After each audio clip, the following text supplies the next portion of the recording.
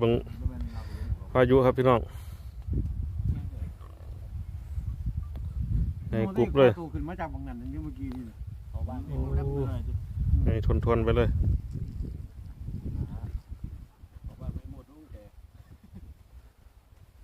เนี่ยยังเขาไม่ดีแล้วหลังไม่แจกหลังนึงเดียวเขาเป็นหลังไม่ขึ้นไม่เศร้าหรือจ๊ะถึงตีหาตีโดยังเมื่อคืนมันผ่านไม่ยืดไม่ตีเชียงไม่ได้